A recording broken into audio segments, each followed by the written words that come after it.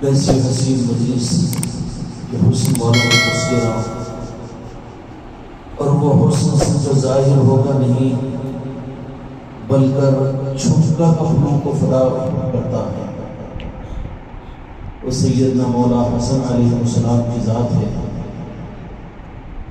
عجیب رخ ہے یہ نواز رسول شہزاد رسول سیدنا مولا حسن علیہ السلام کا، کہ اپنے ظاہر ہونے پر تو جو ظاہر ہوا رب نے ظاہر کیا۔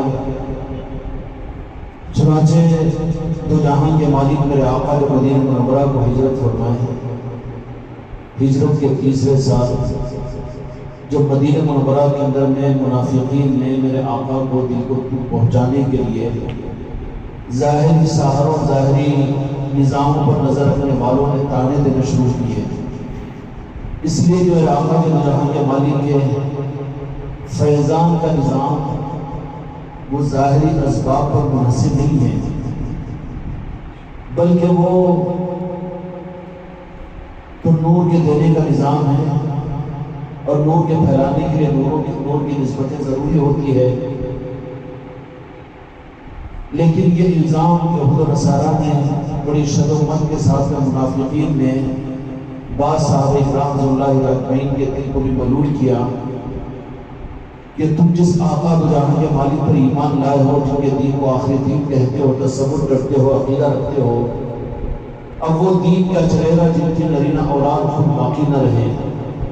ان کی نظروں میں تو یہ چیز تھی، ظاہری طور پر تھی، کہ وہ چونکہ قیصر و کسریٰ کو دیکھے تھے اور پچھلے بادشاہوں کے نظاموں کو دیکھے تھے اور دنیا کے انسانوں کو دیکھے تھے، ان کے عقیدے کی غلطی یہ تھی کہ انہوں نے میرے آقا کو بھی بشریت کی صورت میں دیکھنے کی غلطی کی تھی، کہ بشریت کا تقاضا یہ ہے کہ کسی کا نام باقی رہے، اس کے لیے اس کی نرینہ اولاد ہوتی ہے، اس کا خاندان چلے اس کے لیے نرینہ اولاد ہوتی ہے۔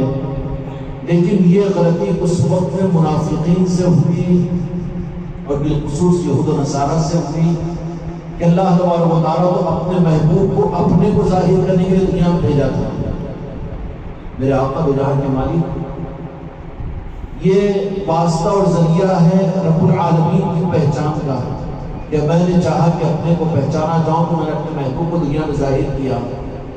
تو جیسے رب کی ذات مراؤ مرا ہے، تو ویسے ہی رب کے ظاہر ہونے کے لیے جس ذات کو اللہ نے منتخب فرمایا تو ان کا دائرہ بھی حقیقت کے اعتبار سے مراؤ مرا ہے۔ یہ رخ نہیں ہے کہ میرے آقا کی پہچان کے لیے آپ کی سنتوں کے ذریعے سے آپ کو پہچانا جائے، یہ رخ بہت کمزور ہے کہ سیرت النبی کے ذریعے سے میرے آقا کو پہچانا جائے، یہ رخ بہت مختصر ہے کہ آپ کے قصائد اور آپ کے شمائل کے ذریعے سے میرے آقا کو پہچانا جائے، یا یہ رخ مکمل نہیں ہے۔ یا احتیاط کرتا ہوں کہ قرآن کے ذریعے سے میرے آقا کو پہچانا جائے، قرآن بھی میرے آقا کی مکمل پہچان انسانوں کو نہیں دے سکتا، عاجز ہے وہاں پر بھی، اس لیے کہ رب نے اپنی پہچان کا ذریعہ میرے مصطفیٰ کو بنایا۔ رب جیسا ہر قید اور ہر بند سے پاک ہے، ہر قید و بند سے پاک ہے، اور کسی رخ پر بھی کہیں پر محتاجی کا کوئی سوال نہیں۔ ویسے اللہ نے اپنے ظاہر کرنے کے لیے جس ذات کو متعین فرمایا وہ میرے آقا تو جہاں کے مالک حضرت محمد مصطفیٰ صلی اللہ علیہ وسلم کی ذات ہے۔ اس لیے آپ کی عظمتوں کے دنیا میں ظاہر ہونے کے لیے ظاہری کوئی سبب کی ضرورت نہیں ہے۔ یہ انسانوں کی بہت کم سوچیں ہوتی ہے، کچھ اور نظریات ہوتے ہیں کہ میرے آقا محمد رسول اللہ کا تعارف انسانیت کو قرآن سے کرایا جائے، اور میرے آقا کا تعارف آپ کے قصائد اور آپ کے فضائل سے کرایا جائے، اور میرے آقا کی پہچان انسانوں کو سنت و شریعت سے کرائی جائے، اور میرے آقا کا تعارف اور آپ کے عظمتوں کے ذریعے سے کرایا جائے۔ نہیں، آخری بات بہت ہمت کے ساتھ عرض کر دیا ہوں کہ قرآن بھی میرے آقا کا تعارف کروانے کا پورا حق نہیں رکھتا، اس لیے کہ قرآن رب نہیں ہے۔ رب نے کہا کہ میں نے اپنی پہچان کے اپنے محبوب کو دنیا میں ظاہر کیا۔ سمجھ آ سکتا؟ اس عقیدے کو صاف کرنا پڑے گا کہ کوئی قصائل اور فضائل، کوئی حسن و جمال، کوئی کمال، حتیٰ کہ جنت کے حور اور غلمان اور عرش و کرسی لوح و قلم، یہ بھی میرے آقا کی پہچان کے لیے اصل ذریعہ نہیں ہو سکتے، وہ بے تمثیل کے ہیں۔ میرے آقا کی ذات بے مثل کے مثل ہدایت پر لاکھوں سلام، بے مثل کے مثل ہدایت پر لاکھوں سلام۔ لیکن ظاہری لوگوں کے فتنے اس زمانے کے اندر بھی تھے اور بعد کے زمانوں میں آج بھی ہو رہے ہیں کہ میرے آقا کی پہچان کے لیے صرف یہ کہا جاتا ہے کہ آپ کے اخلاق کو دنیا کے سامنے ظاہر کرو۔ صرف اخلاق سے میرے آقا کی پہچان دنیا میں نہیں ہوگی۔ میرے آقا کی ذات اپنی پہچان کے لیے اپنے اخلاق کے پابند نہیں ہے۔ بعض لوگ کہتے ہیں کہ آپ کے سیرت کے اچھے پہلوؤں کو بیان کرو، بعض لوگوں کے اپنے نظریات، ان کی سوچ کے اعتبار سے کہ قرآن پاک کی آیاتیں جو میرے آقا کی عظمتوں میں اللہ نے بیان کی ہے اس کے ذریعے سے میرے آقا کی حقیقت ظاہر ہو جائے گی۔ نہیں، معاف کرنا مجھے، میرے آقا کسی پیمانے میں کسی پیمانے پر لایا ہی نہیں جا سکتا، اس لیے کہ اللہ کی ذات اللہ کا وہ مکان ہے، تو وہیں پر میرے مصطفیٰ کو اپنے فیض کے اعتبار سے بھی اللہ رب العالمین نے کوئی حد آپ پر قائم باقی نہیں رکھی۔ کوئی یہ دعویٰ نہیں کر سکتا کہ ہم نے دنیا کے سامنے ہمارے آقا کو، آپ کی عظمتوں کو ہم نے ظاہر کر دیا، یہ ہمارا کارنامہ ہے اور یہ ہمارا نظام ہے۔ ہم نے تو جہاں کے مالک کو اچھی نعتیں پڑھ کر یا اچھے بیانات کر کے، اچھی سیرت کے لیکچر دے کر، اچھی تقریریں کر کے، یا آپ کے اخلاق کو ظاہر کر کے، آپ کے شمائل اور آپ کے فضائل کو بیان کر کے نہیں، ایک رخ پر لانے کا ایک راستہ ہے، رخ پر لانے کا ایک راستہ ہے، لیکن اصل ذریعہ نہیں ہے۔ اصل ذریعہ میرے مصطفیٰ اپنے حسن و جمال اور اپنی حقیقت کے ظاہر کرنے میں نہ پہلے محتاج تھے نہ آج محتاج ہے۔ جن کے نظریات کا تطور اور جن کے ذہنوں کی اپج یہاں تک ہے کہ ہم اپنے آقا کو اپنے نعتوں کے ذریعے سے، اپنے بیانوں کے ذریعے سے اور آپ کے ذکر کے ذریعے سے اور آپ کی عظمتوں کے ذریعے سے آقا کو ہم دنیا میں ظاہر کر رہے ہیں، وہ خام خیالی کے شکار ہیں، اس لیے کہ میرے آقا اس کا محتاج نہیں ہے۔ لیکن انتظام کی صورت میں مدینہ منورہ میں جب ہجرت فرما کر تشریف لے گئے تو چمکتا ہوا محتاب کو ان کے سامنے، جن کے قلب کے اندر بھی آنکھوں کی روشنی ہوگی، انہیں کے لیے باہر میں سورج کی روشنی کام آئے گی، لیکن ان میں بعض اندھوں نے یہ کہنا شروع کر دیا کہ اے مسلمانوں کہ تم جس نبی کو نبی آخر الزمان کہہ رہے ہو، جس دین کو آخری دین کہہ رہے ہو، ان یہود و نصارہ نے یہ کہنا شروع کر دیا کہ وہ تو آگے آپ کی نسل نرینہ اولاد کے ذریعے سے نہیں چلیں گے، وارث نہیں، جب آپ کی نسل ظاہری طور پر نہیں چلے گی تو پھر آپ کا دین کیسے چلے گا؟ اس کا اثر خدا کی قسم صحابہ پر تو نہیں ہوا، اس لیے کہ صحابہ کو تو میرے آقا نے نواز دیا تھا، لیکن جن کے قلب میرے آقا کے نعرہ پاک پر نہیں پڑے ہوئے تھے لیکن اسلام قبول کیے ہوئے تھے، سمجھ آ رہی ہے؟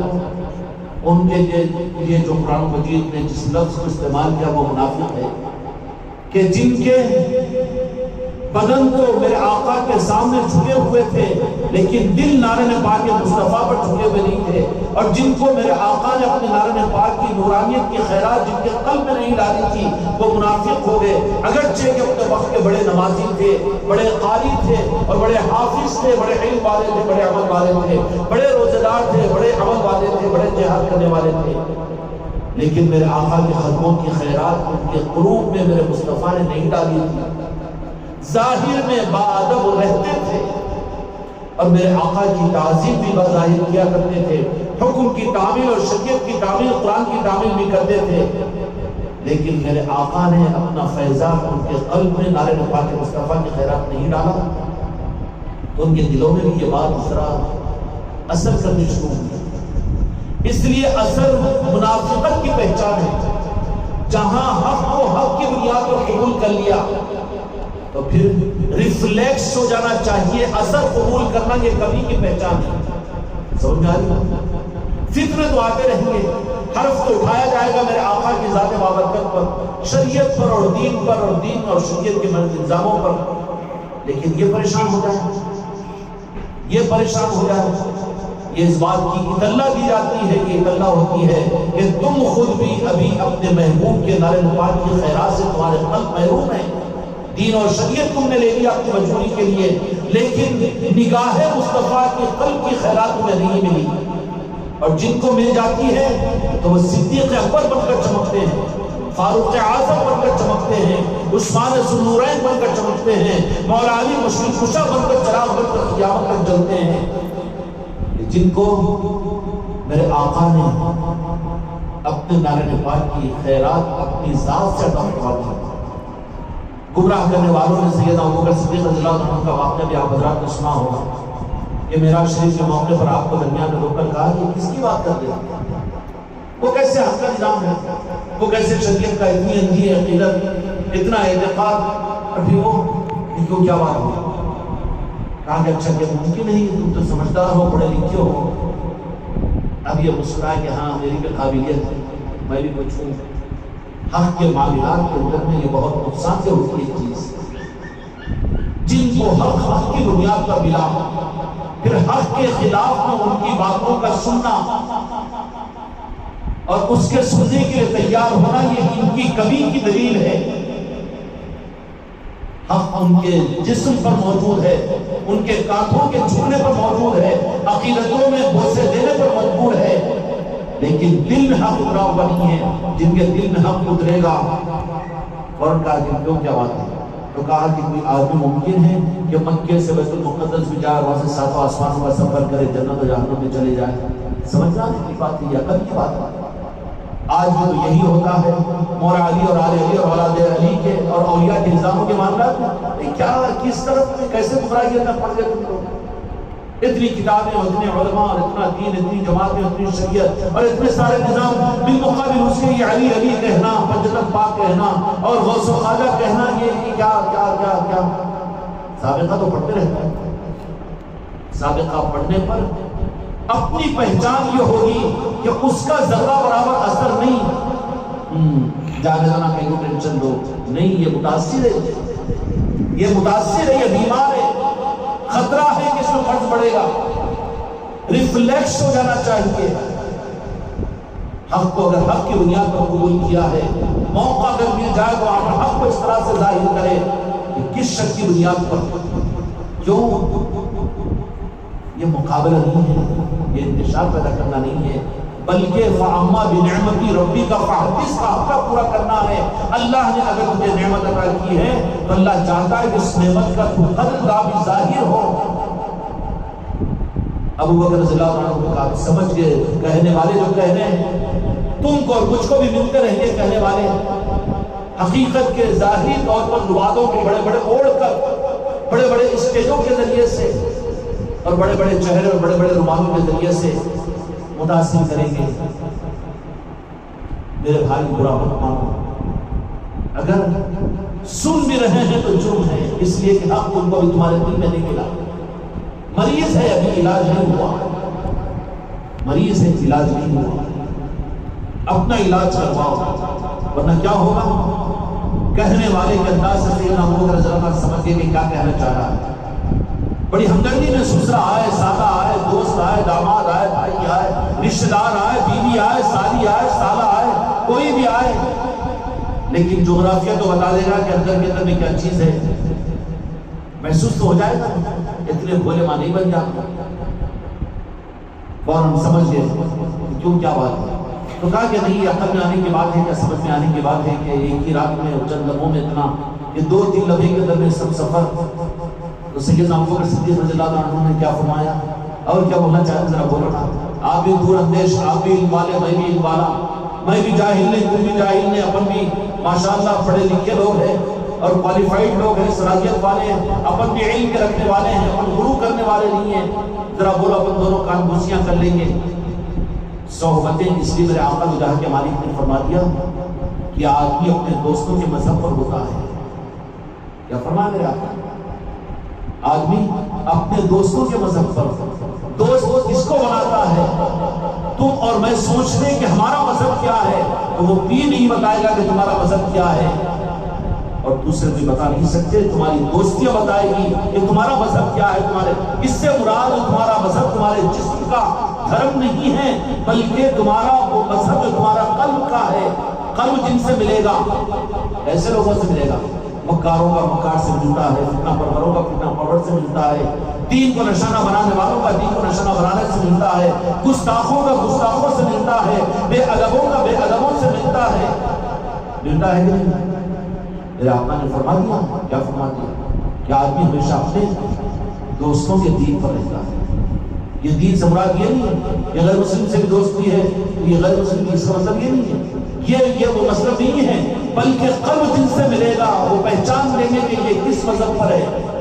اگر بے ادب اور گستاخوں پر پنجت پاک کی گستاخی کرنے والے اور آل رسول اور یہ غریب نواز اور غوث اعظم کے گستاخوں کے ساتھ میں اگر اٹھنا بیٹھنا، فون اور بات چیت اور ٹاک اور ٹیکی اور ذوق، ان کی محفلیں، ان کے ساتھ ان کی سنگت اور ان کے مقابلے پر ان نظاموں کو نظر انداز کرنا، ان کے دکھنے پر اس سے بچنا اور ان سے بچنے کے لیے ان کے ساتھ رہنا، یہ ساری چیزیں یہ تمہارے دین کی دلیل ہے، دھوکہ نہیں کھانا۔ حضرت ابوبکر رضی اللہ عنہ نے فرمایا کہ نہیں، یہ سمجھ نہیں ہے۔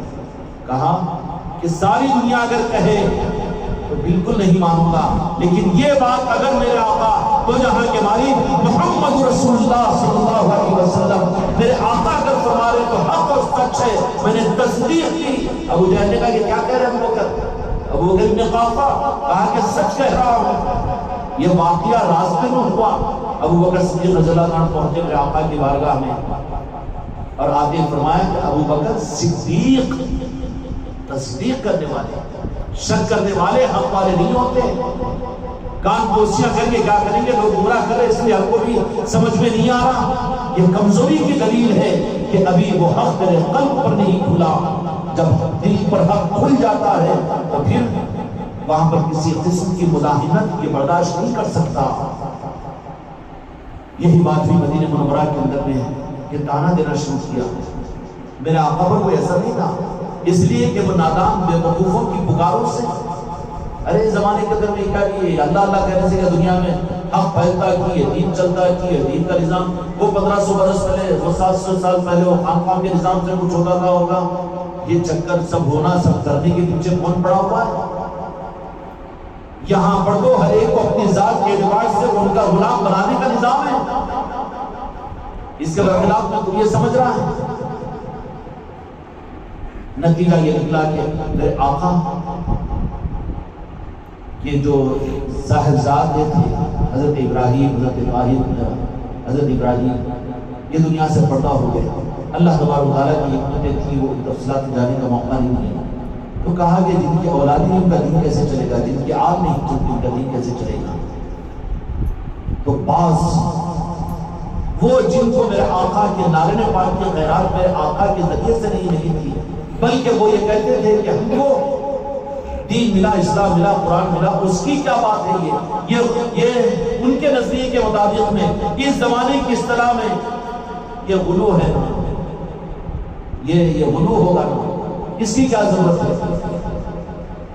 تو وہ تو محروم رہے، ان کے دلوں کے اندر وسوسے پیدا ہونا شروع ہو گیا۔ انہوں بھی تو ذرا علم کی اصل اس بات کر رہے ہیں، اصول کی بات ہے نا، عقل کی بات ہے نا، بیوقوفی کی بات تو نہیں ہے نا۔ بڑے اسکالر ہے، بڑے فلاسفر ہے، بڑے عالم ہیں اور بڑے محدث ہیں، انہوں بھی جو کہہ رہے ہوں گے حق ہی کہہ رہے ہوں گے نا۔ یہ چیز جب پیدا ہوئی تو میرے آقا پر خدا کی قسم اس کا اثر اس لیے کہ میرے آقا کی ذات، جیسا کہ میں نے عرض کر دیا کہ میرے آقا کا پیمانہ تو وہ ہے جس کو رب نے اپنے لیے قبول کیا ہے۔ وہ کسی ایک روح سے اپنا تعارف دنیا میں نہیں کروائیں گے، بلکہ صرف ان کا غلام بن کر ان کے نارین پاک کو اپنے دل کا سبحان اگر بنا لے، خدا کی قسم میرے آقا کی ایک نگاہ اس کو حق کا سپاہی بنائے گی۔ تو جیسے ہی یہ بات جن کو فیضان مصطفیٰ نارین پاک مصطفیٰ، میرے بھائی یہ جملہ اگر کہہ دوں تو شاید اصلاح کے لیے ہمارے لیے سمجھ میں آ جائے گا۔ سنت اور شریعت کے بڑے چرچے ہیں دنیا میں، بڑی خدمتیں، اس کا انکار نہیں، لیکن میرے بچوں سنتیں میرے آقا کی اعمال سے ظاہر ہوئی اور سنتوں سے میرے آقا کے ظاہری اعضاء کے اعتبار سے سنتیں ثابت ہوئی ہے، لیکن ہماری اوقات کہاں ہیں؟ بلکہ ہم تو اسی پر نازا ہوں کہ ہم کو ختموں کی خیرات مل جائے، ہم نالین پاک مصطفیٰ والے ہیں، ہم بھکاری ہیں، ہم نالین پاک مصطفیٰ کی خیرات کے متمنی ہیں، ہزاروں جنت قربان اور ہزاروں ایمان، اس ایمان پر میرے بھائی کے نالین پاک مصطفیٰ آپ کو مل جائے۔ مسلمان کا بچہ شرمتا ہے یہ نالین پاک مصطفیٰ بولنے کے لیے؟ تم جائزہ لے کر دیکھو کہ میرے آقا کی سنت یہ تھی، میرے آقا کی شریعت یہ تھی، تذکرہ کرتے ہیں، لیکن تمہاری زبانوں پر بھی اگر میرے آقا کے نالین پاک کے تذکرے نہیں ہیں تو تم بھی مریض ہے، تم بھی بے وقوف ہے۔ ہم قدموں والے ہیں، قدموں والے ہیں، ہم کو وہ خیرات چاہیے، وہاں کی بھیک چاہیے، اوپر کی شریعت کے نظام اس کے اہل کہاں ہے؟ تعظیم اور عظمت کے اندر میں قدر سب کی جائے گی، لیکن رخ کو موڑ دیا گیا ہے کہ آپ کی داڑھی مبارک ایسی تھی، آپ کا لباس ایسا تھا، آپ کا صافہ ایسا تھا، تو ان کی نقل کر سکتا ہے۔ سیرت کے جلسے ہوتے ہیں، میرے آقا کی سیرت کو کوئی ہے میکا لا جو دنیا میں بیان کر سکے؟ سنتوں کا اظہار کوئی کر سکتا ہے؟ وہاں تو روک دیا میرے آقا نے کہ نماز ایسی پڑھو جیسے مجھے پڑھتا ہوا دیکھو۔ ایسا نہیں فرمایا بخاری شریف کی حدیث میں کہ نماز ایسی پڑھو کہ تم جیسے میں پڑھا ہوں۔ روک دیا ہے۔ کہاں سیرت کے جلسے کر رہے ہو؟ امت کو بھکاری بتاؤ، نالے پاک مصطفیٰ کا اصل دولت ملے گی ان کو۔ سیرت پر لگا دیا، اصلاح معاشرہ پر لگا دیا، سنتوں پر لگا دیا، اس کو عشق مصطفیٰ ہی نہیں ہے، یہ چیزیں کیا کام کرے گی؟ منافقوں کو ان کی شریعت کا کیا فائدہ پہنچا؟ اصل مسئلہ تو امت کے لیے نالے پاک مصطفیٰ کے خیرات کا دلانا ہے۔ سمجھ میں آئی بات؟ عشق رسول ہی نہیں ہے، کوئی عمل قابل قبول نہیں ہے۔ ارے عشق رسول نہیں، عشق رسول نہیں، دنیا کا سب سے بڑا روزے دار، دنیا کا سب سے بڑا امام، اور دنیا کا سب سے بڑا عالم، اور سب سے بڑا عابد، اور سب سے بڑا پیر، سب سے بڑا جس کو دنیا اللہ والا کہہ رہی ہے، وہ سب کچھ رہتے ہوئے بھی جہنم سے بچ نہیں سکتا، جہنم سے بچ نہیں سکتا جس کے دل میں اہل بیت کی محبت نہ ہو۔ میرے آقا تو دور کی بات ہے، اب میرے آقا کے بارے میں، میرے آقا کے عشق کے بارے میں یا رسول اللہ کہنے پر آنکھوں پر ملنا، صلاۃ و سلام کے پڑھنے میں آگے پیچھے ہونا، اور میرے آقا کو بے اختیار یاد کرنا، اس میں ٹاول ٹول ہے۔ اس کو کہاں ملی تھی اصل ایمان کی خیرات؟ ایمان سے یہ محروم ہے، اسلام اس کے پاس میں ایمان نہیں ہے۔ فکر تو یہ کرو کوئی کوئی ایمان کا صدقہ مل جائے۔ سمجھ میں آئی بات میرے بچوں؟ شریعت اور دین کے سارے نظام، سنت و شریعت قابل قدر ہوں گے، قابل قدر ہوں گے، لیکن بھائی جس کا ہاضمہ ہی خراب ہو، اس کو بڑی بڑی حدیث اور بڑی بڑی حلیم اور بڑی بڑی ڈشیں سامنے پیش کر رہے ہو، اوکاری آئی، آج اوکاری آئی، اتنے مسئلہ کو جماعت بن رہے، ایک مسئلہ بڑے جماعت والا دوسری جماعت والے اور دین کے اوپر اعتراض کرتا ہے، وہ غلط، یہ صحیح، یہ غلط، وہ صحیح، یہ اوکاریاں آ رہے ہیں۔ کیوں؟ کہ عشق مصطفیٰ کی ڈکاری نہیں اس کے پاس، قبولیت کرنے کے اندر میں حاضری میں جذبہ ہی نہیں ہے۔ تو یہ اوپر کی کتابیں، اوپر کا دین، اوپر کے شریعت کے نظام اور اوپر کے اصلاح معاشرہ کے دل سے، یہ سیرت النبی کے دل سے، ان کے لیے تو ڈکاریں ہو رہی ہیں۔ اس کے بجائے ان کی زندگی کو ختم کرنے کے لیے عشق رسول کی ٹیبلٹ ان کو دے دو۔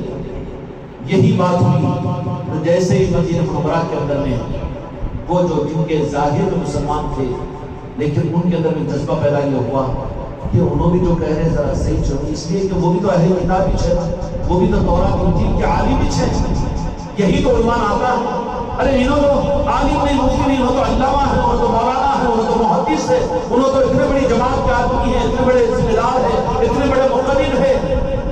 یہی بات آئی، دل پر اثر ہوا تو اللہ تبارک و تعالیٰ نے کہا کہ میرے محبوب آپ نہیں بلکہ حضرت جبرائیل امین علیہ السلام کو بھیجا، اور بھیج کر دو جہاں کے مالک کی بارگاہ میں وہ لوگ جب لوگ وہاں پر بیٹھے ہوئے تھے کہ سورہ کوثر نازل ہوئی، بسم اللہ الرحمن الرحیم، انا اعطیناک الکوثر فصل لربک وانحر ان شانئک هو الابتر۔ اس کا مفہوم یہ کیا ہے کہ یہاں پر کہ جن کو بدعقیدگی اثر کر رہی تھی، وہ بدبو کی خصوصیت ظاہر کرنے کے لیے جد و مت کے ساتھ میں ماحول بنایا جا رہا تھا، اس وقت میں اللہ تبارک و تعالیٰ نے کہا کہ میرے محبوب وہ یہ سمجھتے ہیں کہ تمہارے نظام کو تمہاری ظاہری اولاد ہی کے ذریعے سے چلے گا یا آپ کا دین چلے گا، یہ بات نہیں ہے، بلکہ وہ تو قادر مطلق ہے، وہ نور ہے۔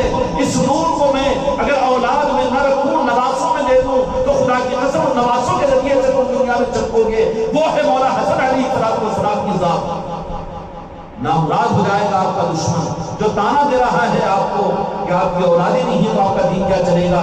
میرے محبوب آپ ان لوگوں سے فرما دیجئے یہ کن لوگوں کے اعتراض کے جواب پر یہ آیت شریف نازل ہوئی. اہل کتاب عیسائی اور یہودیوں نے جو دینی مذہب کے ماننے والے تھے انہوں نے جب وہ ایمان والوں کے اندر یہ چیزوں کو پیدا کیا تو میرے مولا حسن کی ذات مجتبی تو وہ ہے کہ جنہوں نے اس وقت میں اس آیت شریفہ کو اللہ تبارک و تعالیٰ نے نازل فرمایا کہ نامراد کا آپ کا دشمن ہوگا.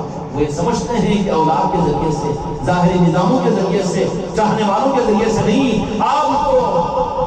آپ تو ایسے ہیں کہ آپ کے رخ انور کے لیے صرف صحیح قلب سلیم چاہیے. جس قلب کے اندر میں تمہاری محبت کا ایک عنصر پیدا ہو جائے گا میرے مصطفیٰ کے اندر متوجہ ہو جاؤ گے, وہیں پر چراغ جل جائے گا.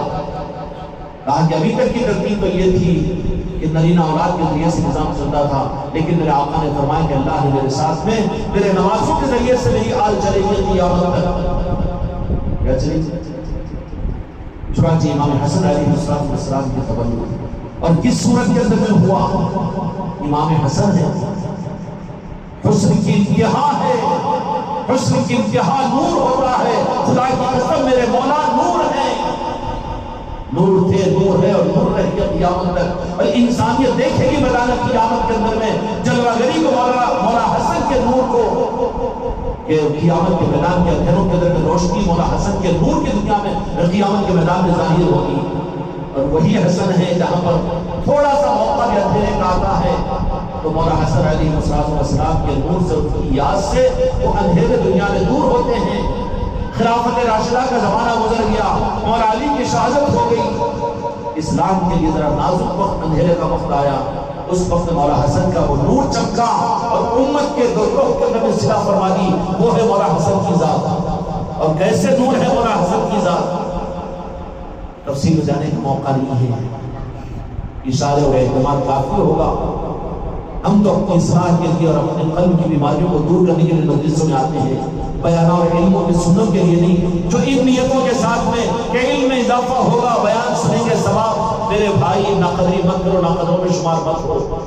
یہاں پر تو اپنے روگ کو نکالنے کی نیت کے ساتھ میں آئے, قبر کے ساتھ میں نہ بیٹھے یہاں پر. کیوں کہ پھر قبر بڑھتا چلا جائے گا, ایسیڈیٹی بڑھتی چلی جائے گی, حق کی باتوں کے اوپر پھر اعتراض بڑھتا چلا جائے گا. پھر ہماری باتوں کو جا کر باہر ان لوگوں سے پوچھنا شروع کرو گے جو تم کو پھر تمہارے مکیل کو مڑوا دیں گے. امام حسن علیہ السلام 3 ہجری کے اندر میں سید کائنات فاطمہ الزہرا سلام اللہ علیہ شہزادے بن کر دنیا میں ظاہر ہوئے. تو آپ کی ولادت ایسی ولادت کے جانو ابتداء دنیا سے ہوئی نہ اس وقت ہوئی نہ قیامت تک ہوگی. یہ اعزاز ہے امام حسن علیہ السلام کا کہ مولا علی مشہور علیہ السلام نے سید کائنات کے ان دنوں کے اندر میں جس دن آپ تولد ہوئے تھے امام حسن مجتبی علیہ السلام صبح کہا کہ آج کا دن ہمارے گھر میں ایک روشن چراغ کے ظاہر ہونے کا ہے. باندی نے سن لیا, پہچان لیا, روشن چراغ پہ آنے کا ہے. شبیہ مصطفیٰ تشریف لانے والے ہیں. وہ نور مصطفیٰ کی جلوہ گری دنیا میں ہونے والی ہے. جس مصطفیٰ کے نور کی چراغ کی خیرات کو قیامت پر غوث اعظم کے ذریعے سے دنیا میں تقسیم کیا جائے گا. کون ہے حسن مجتبی؟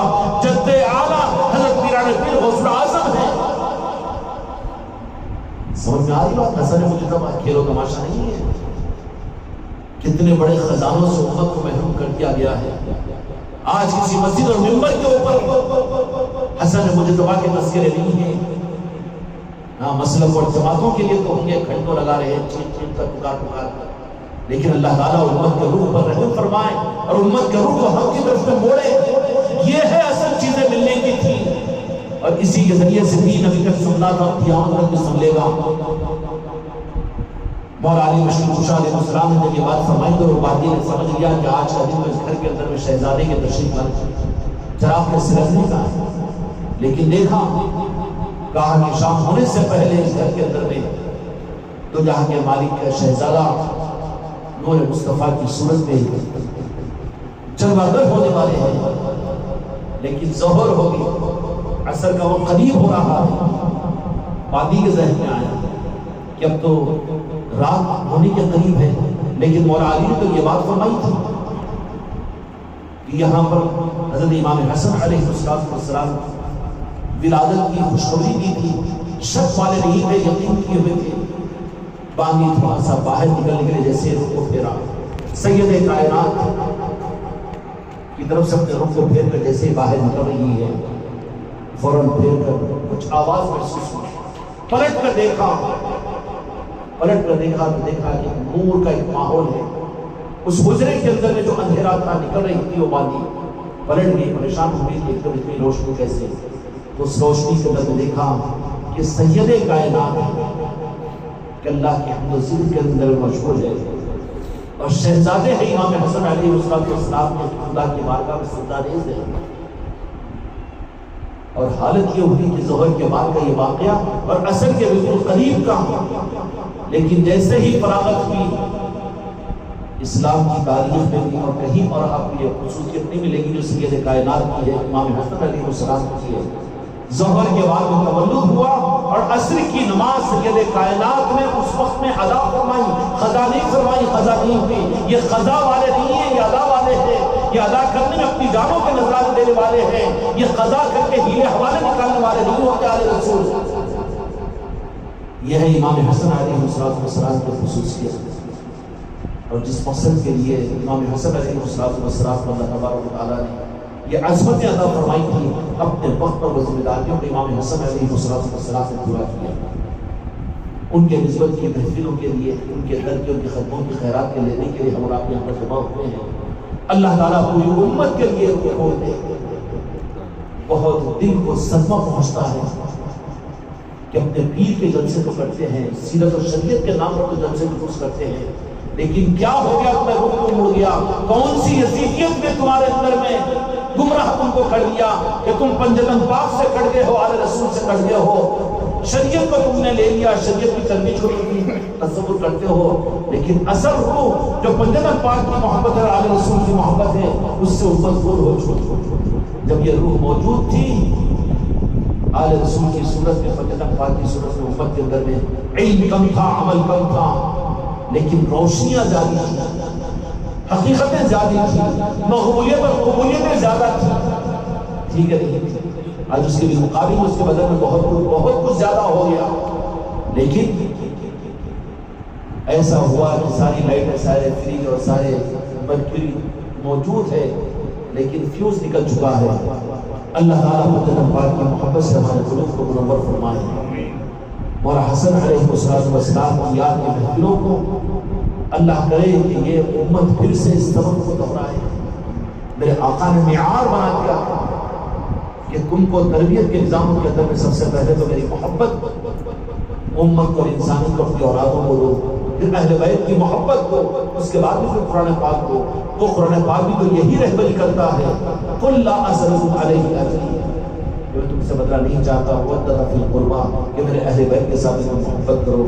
اللہ تبارک و تعالیٰ ہم کو اور ہماری نسلوں کو اور پوری امت کو اہل بیت کی محبت کے نظام عطا فرمائے۔ اگر یہ محبت اہل بیت اگر مل جائے گی، پنجتن پاک کی عظمت اور محبت مل جائے گی، جب ان کی محبتوں کے لیے، ان کے نسبتوں کی محفل تو اپنے گھرانوں میں کریں گے، اور انڈیویجول اپنے انفرادی اعتبار سے اپنی نسبت کا ثبوت ان کی بارگاہ میں، ان کے قدموں میں پیش کریں گے، یا مولا حسن یہ مجمع جمع ہوا ہے آپ کی محبت پر جمع ہوا ہے، یہ کوئی فضیلتوں کے لیے نہیں اور یہ کوئی جنت کی نعمتوں کی طرف میں نہیں، بلکہ مولا حسن کی یاد میں جمع ہوا ہے۔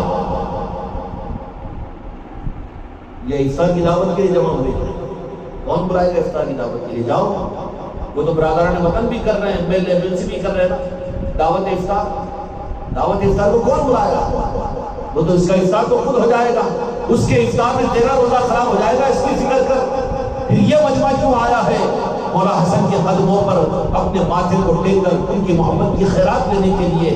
جب ایک سچے دل کے ساتھ مل کر طالب بنتا ہے تو وہ پنجتن پاک اور آل رسول، آل علی اور آل علی وہ ہیں جو اپنے دشمنوں کو محروم نہیں کرتے، تو پھر اپنی محبت میں اپنے گھروں میں محفلوں کے سجانے والوں کو اور پھر ان محفلوں کے اندر شریک ہونے والوں کو جو دل سے ان کے قدموں پر اپنی پریشانی کو ڈال دے اور کہے کہ مولا حسن آپ کی محبت ہمیں عطا کیجیے، اپنے گھرانوں کے اندر اس سلسلے کی مجلسوں کو قائم کریں، تو پھر وہ عطا نہیں کریں گے؟ ضرور عطا کریں، ضرور عطا کریں۔ وہ پابند نہیں ہے کہ جو ان کے آستانے پر جائے، جو نجف اشرف کو جائے انہیں کو خیرات ملے گی، جو مدینہ منورہ کو جائے ان کو ملے گی۔ وہ نور ہے، کیا ہے؟ نور کے چراغ ہے وہ، اور نور کے لیے وقت کم ہے لیکن عرض نہیں کر سکتا ہوں، روشنی کے لیے اس کی تیزی اور اس کے سفر کی انداز کے سیکنڈوں میں کتنے لاکھوں میل کو آگے جا سکتا ہے۔ اگر کوئی اپنے گھر میں بیٹھ کر یا مولا حسن بھی اگر کہے تو پھر وہ نور تک یہ پہنچے گا یا پھر اس تک وہ نور پہنچ جائے گا۔ یہ نور کا نظام ہے، یہ نظام وہ نور کے نظام ہے۔ اس لیے ان نور کے نظاموں کے دینے کے لیے خانقاہ محمدی کی نسبت سے ہمارے گھروں کے اندر بھی یہ محفل خدا اپنے کرم سے کو کرنے کی توفیق عطا فرمائے۔ مدد اقبال کی نسبت پر، آل رسول کی نسبتوں پر، غوث خواجہ کی نسبتوں پر یہ چیزیں کیا ہے تمہارے گھروں میں کیوں کروائی جا رہی ہے، تمہاری مسجدوں میں کیوں کروائی جا رہی ہے، تمہاری محفلوں کو کیوں سجایا جا رہا ہے؟ اس لیے کہ تم سچے طالب اور سچے بھکاری کے ساتھ بنو، ورنہ امت تو عمل کرتی ہے تجارت کے لیے جنت و جہنم کے چکروں میں۔ محبت کرو کہاں ہے جو میرے آقا نے اصل محبت کرو امت کو دیا تھا؟ اس رخ سے امت بہت دور ہو چکی ہے۔ تجارت کر رہی ہے اللہ کے ساتھ میں، نماز اس لیے پڑھے، روزہ اس لیے رکھ رہے ہیں، تراویح اس لیے پڑھ رہے ہیں تاکہ ہم کو جنت مل جائے۔ بتا تیرا عمل اس قابل ہے؟ گیا نا بھائی، بات ختم ہو جائے گی۔ نسبتوں کے بھکاری بن کر ان کے محبت میں کرو تو لاج رکھی جائے گی۔ یہ رخ اللہ تعالیٰ اپنے کرم سے پوری امت کو ہم کو آپ کو عطا فرمائے۔ اس لیے آپ حضرات کی خدمت میں قابل مبارکباد ہے کہ آج اس محفل کے درمیان حضرات جمع ہوئے ہیں، اور تراویح کے بعد میں انشاءاللہ خانقاہ کے اندر بھی سید امام حسن علیہ السلام کی نسبت کی محفل منعقد ہوگی۔ وہاں پر بھی اسی طلب کے ساتھ علم اضافے میں، معلومات میں اضافے کے اندر میں نہیں اس رخ سے ہٹو، محبت کے رخ کو اختیار کرو، ان کی عظمتوں کے رخ کو اختیار کرو، تو پھر انشاءاللہ بات بنے گی، کچھ خیرات ملے گی، کریں گے نا انشاءاللہ۔